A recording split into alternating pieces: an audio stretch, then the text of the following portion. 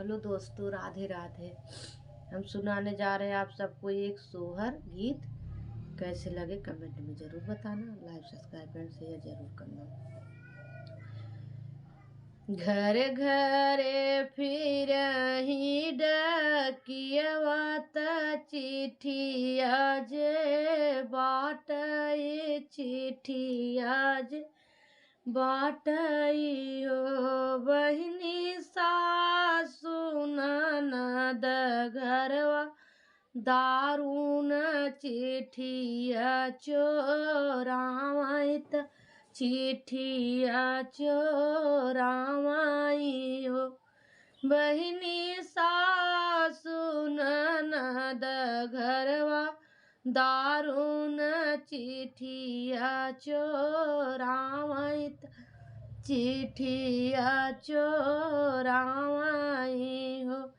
अरे अरे लक्ष्मण देवरवा विपतिया के नायक विपतिया के नायक हो देवरू आइल बाटै रामा के चिट्ठिया त बाँची के सुनावऊ तो बाँच के सुनावऊ हो देवरू आइल बाटै रामा के चिट्ठिया त बाँची के सुनावऊ तो बाँच के सुनावऊ।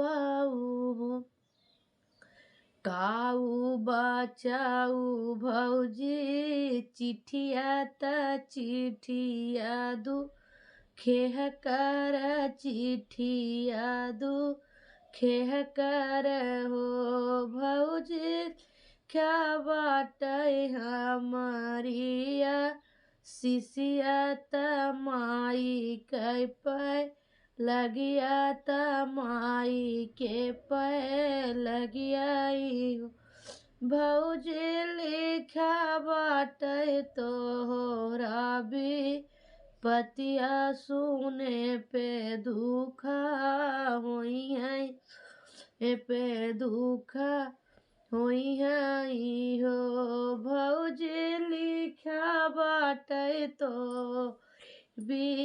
पतिया सुने पे दुखा होई है सुने पे दुखा होई है हो।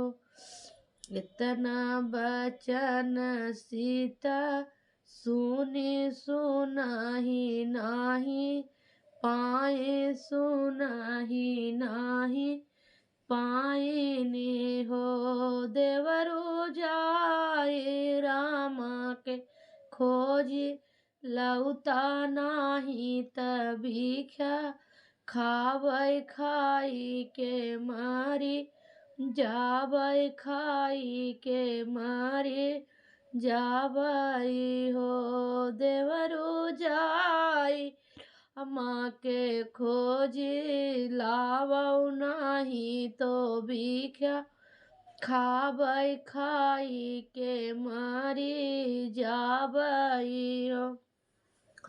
एक बना गईले दूसर बना तीसरेरा महबना तीसरेरा महबना हो बहिनी राम कुबरिया सर खेलाई मुसुकियाना बेहसाई मुसुकियाना बेहसाई हो बहिनी राम कुबरी संगे खेलाई मुसुकियाना बेहसाई मुसुकियाना बेहसाई हो।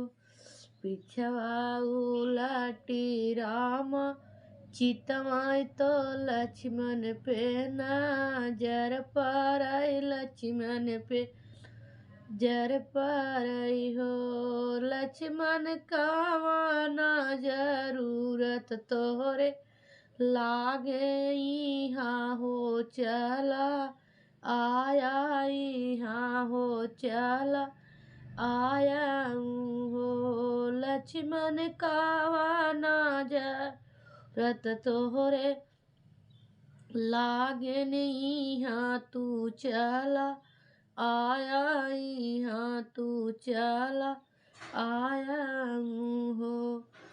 काऊ कहाँ भैया तो कत तो हो रे या किल कई तो हो रे या किल कई हो।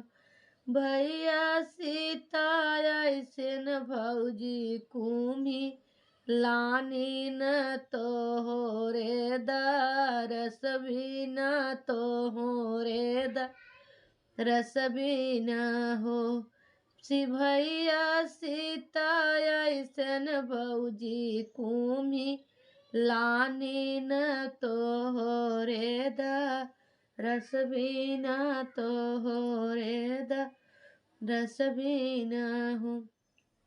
इतनी बचन रामा सुने सुनाहू नाही पाए सुनाहू नाही पाए न हो। बहिनी घोड़े पीटी भाया वार चले हाँ अपने देश चले हाँ अपने देश ही हो। बहिनी घोड़े पीट भैयास वार चले हाँ अपने देश चले हाँ अपने दे हो।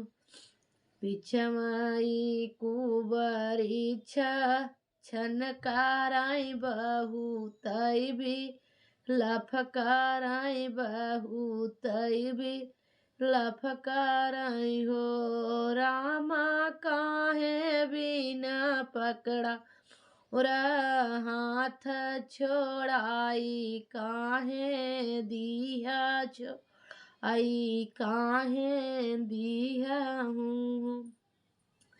झूठ जिन कुबरी छन कराया वरऊ भी लफकाराया वरऊ भी लफकारा हो। कुबरी जातई बाटी अपने न देश लवट फिरी औ भैला वाट फिरी औ भाई हो।